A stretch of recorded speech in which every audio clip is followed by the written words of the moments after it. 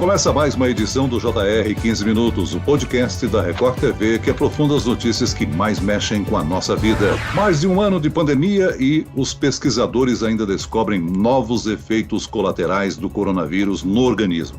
Estudos apontam que, mesmo depois dos exames negativos, muitas pessoas sentem cansaço e têm problemas respiratórios que persistem por meses por causa da Covid. Quais são as sequelas que o coronavírus pode deixar nos pacientes? E como recuperar a saúde após sobreviver à doença? Eu converso agora com o médico membro da Sociedade Brasileira de Infectologia, Dr. Marcelo Dayer. Bem-vindo, doutor. Olá, obrigado pela participação. Quem nos acompanha nessa entrevista é o repórter que está trabalhando numa reportagem para o Jornal da Record, Herbert Moraes. Olá, Herbert. Obrigado, Celso. É um prazer estar aqui novamente no podcast. Pois é, nós nos preocupamos muito com o coronavírus e os riscos que essa doença traz para o nosso organismo. A prioridade, é claro, é sobreviver ao vírus, nos casos de contaminação. Mas mesmo quando estamos livres deles, as sequelas podem ficar. 3 em cada 10 infectados apresentam problemas por causa da Covid até 9 meses depois da cura. Essas foram algumas das informações que eu apurei na elaboração dessa reportagem. Gostaria de saber do senhor, doutor Marcelo, os efeitos do coronavírus vão bem além das dificuldades respiratórias, né? Sim,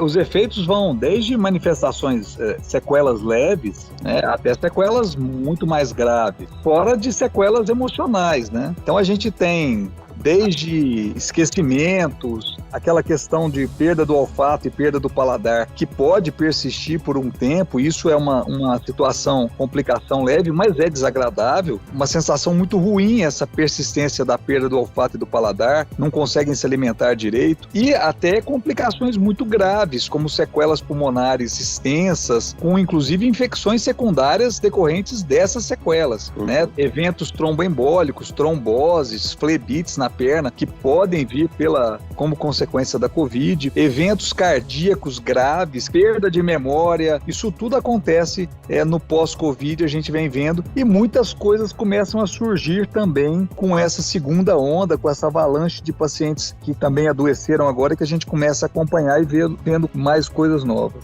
Já se sabe como é que o coronavírus age no organismo, doutor, para provocar tantas sequelas? A principal alteração que ele causa, né, é a alteração pulmonar, né, a pneumonite viral e essa inflamação pulmonar grave que ele causa em alguns casos, e essa é a principal sequela, né, a sequela mais importante e mais comum que a gente vê. Ele também tem um dano neurológico, que seria, traduzindo na maioria dos casos, com essa perda do olfato e do paladar. Em alguns casos, danos neurológicos mais importantes, levando à perda de memória ou lapsos de memória com desatenção. Ele pode causar também o dano no vaso, né, que seria esse dano epitelial, favorecendo o evento trombótico. E ele, por si só, também já altera a coagulação sanguínea. Então você teria 2 mecanismos de ação aí, a lesão vascular, do endotélio vascular, que seria, vamos pensar numa mangueira, o vaso é como se ele fosse uma mangueira e o vírus lesa essa parte interna da mangueira, então ele estraga esse epitélio vascular, e isso faz com que você favoreça o aparecimento de trombo, né, que seria você agregar, você pôr as plaquetas juntas, elas se agregam e elas dificultam a circulação do sangue por aquele local. Fora isso, o próprio vírus também favorece esse agrupamento dessas plaquetas. Então tem esses mecanismos de ação do vírus, e aí esses eventos trombóticos, eles levam a complicações em vários outros locais, né? Cerebrais, eventos cardíacos.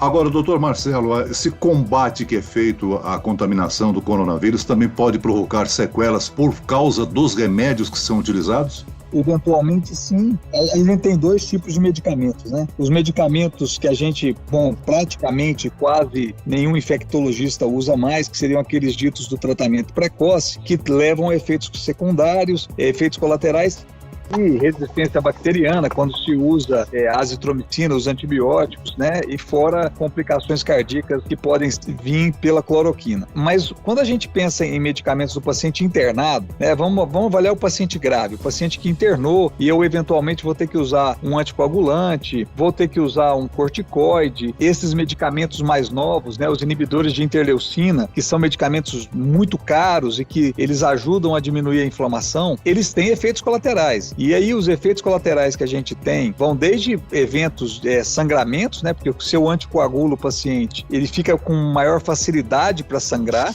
E se eu diminuo muito a imunidade do paciente, ele também fica com mais facilidade a fazer infecções secundárias. Então, por um lado, eu melhoro, eu tiro esse paciente daquela reação inflamatória intensa, mas por outro, eu favoreço o aparecimento de infecções secundárias. E aí vem infecção por fungos, infecções por bactérias, outras infecções que podem acontecer no curso da internação, no pós-uso de medicações, dessas medicações para os pacientes internados com quadros mais graves. Agora, estatisticamente, a gente pode apontar qual a sequela mais comum entre os pacientes que venceram o coronavírus, dentre as que o senhor relacionou? Da mais leve, o que os pacientes mais referem é a astenia, que não seria um cansaço de respiração, mas aquele cansaço físico. Então, a astenia e tosse são os dois eventos que permanecem por mais tempo no paciente. Doutor, a que sinais os pacientes devem ficar atentos para saber se estão sofrendo ou não as sequelas da Covid? É muito importante, Herbert, que os pacientes entendam que a Covid ela precisa de acompanhamento desde o início, né, e até o fim da doença. Uma coisa importante que os pacientes precisam entender que, às vezes, o paciente chega e a gente fala, você já não transmite mais a doença, você pode sair do isolamento. Isso acontece nos pacientes de ambulatório 10 dias depois do início dos sintomas, desde que ele não tenha febre, e nos pacientes internados, normalmente 20 dias. Mas ele não transmitir a doença não significa que a doença curou, que ele ainda vai ter sintomas às vezes. Então é importante que ele tenha o acompanhamento médico. E aí, assim, esse acompanhamento médico é importante porque nós vamos ver o que esse paciente está apresentando, como é que está o cansaço, qual foi o grau de comprometimento pulmonar dele, se ele vai precisar de tomografias seguidas, se ele vai precisar de acompanhamento de fisioterapia, que a grande maioria precisa, e a fisioterapia ajuda demais a recuperação desses pacientes. Então isso vai ser medido no segmento. E a gente vê muitas vezes vários colegas, as sociedades se colocando muito em relação a isso. É muito importante que o paciente tenha um acompanhamento médico desde o início, porque isso dá segurança para o paciente, porque nós estamos numa fase de muita transmissão, muita doença, muitas notícias de óbitos, né? Muitos óbitos têm acontecido. Então o paciente fica muito inseguro, fica com muito medo quando ele pega a doença. Então, ele ter o segmento de um médico é muito importante. Herbert, nessa reportagem que você está preparando, quais foram os casos que você encontrou de pessoas com sequelas? Celso, eu entrevistei 2 pessoas, né? A Márcia, que mora aqui em São Paulo, que é vendedora, e o Rodrigo, que trabalha com TI, que mora lá em Brasília. O caso do Rodrigo foi mais grave, ele teve 50% do pulmão comprometido, ficou 65 dias hospitalizado, 22 desses dias entubado e em coma induzido, perdeu mais de 15 quilos e como sequela ele tem problemas agora na locomoção. Ele não consegue andar direito, está fazendo fisioterapia, tem que usar muleta ou bengala. É bem complicada a situação dele. Já a Márcia, ela não teve sintoma nenhum da Covid-19. A Covid passou por ela sem que ela percebesse, não teve nem febre, pressão 12/8, não teve absolutamente nada. Daí um tempo, ela acordou em outubro, ela não me disse o dia, mas ela acordou em outubro, um dia de outubro, com as 2 pernas muito inchadas. Foi ao médico, ela estava com trombose, eles fizeram o teste e viram então que era uma sequela da Covid que ela não soube que teve. Gostaria de aproveitar essa deixa para perguntar para o Dr. Marcelo se é muito comum isso, a Covid passar pelas pessoas e logo depois elas desenvolverem sequelas, como a Márcia. Isso pode acontecer, né? Não é algo incomum. Isso que você falou do primeiro paciente seriam sequelas da internação prolongada em terapia intensiva, né? Nós temos aqui em Anápolis, em Goiás, um colega anestesista que teve uma Covid grave, uma forma grave, ficou internado 3 meses na unidade de terapia intensiva, passou por respiração extracorpórea e recuperou. Ele venceu a Covid com muito custo, né? Seja custo financeiro, seja custo de trabalho médico para conseguir vencer tudo isso. E ele está de volta para a cidade, ele está na casa dele e ele tem muitas sequelas dessa internação prolongada. Então, realmente, ele perde massa muscular, ele tem muita dificuldade para conversar, porque ele foi traqueostomizado. Então, tem muita sequela da internação prolongada, né? E aí você tem que distinguir o que é do Covid e o que é só de uma internação prolongada em unidade de terapia intensiva, uma doença que realmente consome demais, ele perde muita massa muscular, ele fica desnutrido, decorrente da internação. Mas essas sequelas realmente acontecem, né? A gente acaba observando e eu acho que nós vamos aprender muito mais ainda, porque a gente estava começando a preparar os ambulatórios pós-Covid e veio a segunda onda. Então, não deu tempo nem da gente deixar a coisa muito organizada, porque nessa segunda onda, como veio de uma vez no Brasil todo, muitas unidades que estavam fazendo só o pós-Covid tiveram que se preparar para atender o paciente com Covid mesmo na fase aguda, porque são mais graves, é mais importante nesse momento. Então, nós vamos ter que reestruturar essas unidades. Mas a gente vai ver, muita coisa vai surgir ainda em relação à Covid e manifestações, sintomas decorrentes do pós-Covid. Doutor Marcelo, essa nova variante tem atingido principalmente os jovens. As sequelas não diferem de jovens para pessoas com maior idade, não, né? O mais jovem recupera mais fácil, né?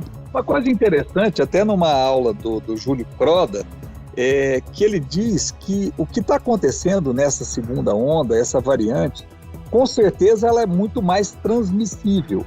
Então as pessoas se infectam com mais facilidade. E talvez esse momento que a gente está vendo é um número muito grande de pessoas se infectando, então a gente acaba vendo pessoas entre 30 e 60 anos, que são as pessoas mais expostas, adoecendo mais.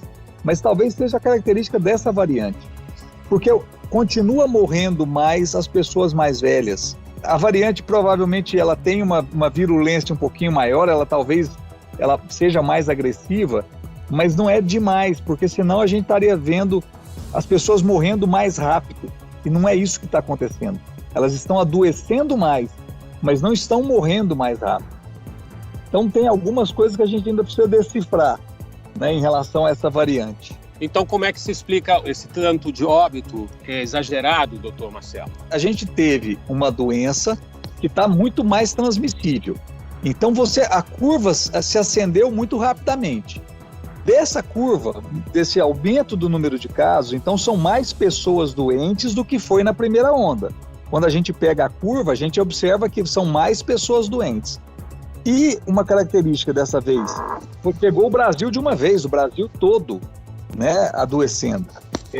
Você aumenta drasticamente o número de pessoas, a necessidade de pessoas a irem para a UTI. E aí a gente começa a ter muitas pessoas morrendo também, porque as equipes não estão muito preparadas. Começa a ter vários fatores para levar ao aumento da mortalidade. Mas a gente precisava ver a curva direitinho, com dados, para saber se a mortalidade, se o deslocamento de mortalidade aumentou demais em relação à primeira onda, sabe? Porque a gente sabe que o paciente com Covid acaba tendo uma mortalidade em torno de 50%.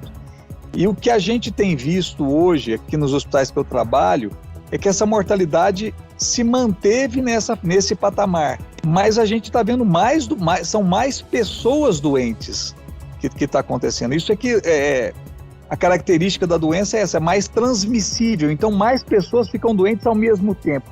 Isso é que levou à falência do sistema de internação hospitalar. Doutor Marcelo, uma das consequências das pessoas que ficam por muito tempo entubadas, sedadas, são as chamadas escaras, né? Isso. Na verdade, o que acontece é que o paciente fica muito tempo imobilizado e aí a gente chama de úlcera de pressão. Aonde faz a pressão da pele com o colchão, a circulação fica prejudicada e acaba formando uma lesão. E os pacientes com Covid, muitas vezes, o fato de ficarem pronados, virados de bruços, também podem fazer escaras no rosto, escaras em alguns outros locais. E aí tem outros fatores, né? Os pacientes que são pacientes mais graves são os pacientes obesos e os pacientes diabéticos, que têm uma propensão maior, né, pelo peso até, a fazer escara por conta da pressão. E é uma complicação, sem dúvida. Muitas vezes, dependendo da idade do paciente, vai demorar mais para fechar, dependendo da profundidade da escara também. Mas os cuidados, dependendo da unidade de terapia intensiva, essa escara pode ser minimizada com mudanças frequentes de decúbito. Muito bem, nós chegamos ao fim desta edição do 15 Minutos. Eu agradeço a participação e as informações do Dr. Marcelo Dayer, médico membro da Sociedade Brasileira de Infectologia. Obrigado, doutor. Obrigado, eu agradeço. Foi um prazer falar com vocês. E agradeço também a presença do repórter da Record TV, Herbert Moraes. Herbert. Obrigado, Celso. Esse podcast contou com a produção de Homero Augusto e dos estagiários David Bezerra e Larissa Silva. Sonoplastia de Pedro Angeli. Coordenação de conteúdo Camila Moraes, Edivaldo Nunes e Luciana Bergamo. Direção de conteúdo Tiago Contreira.